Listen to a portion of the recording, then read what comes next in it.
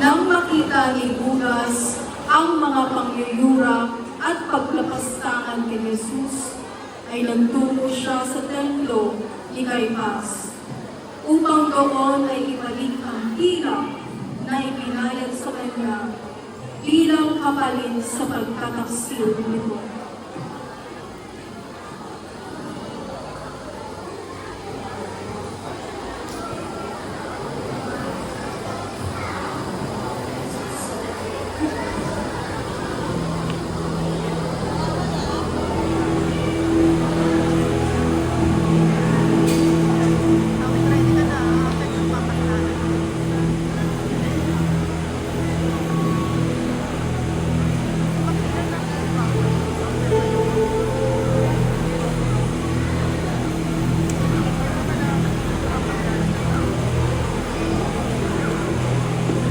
Kamali ako.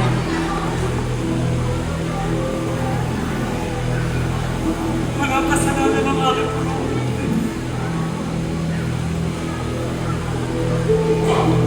Pinagkano na ako ang walang kasalanan.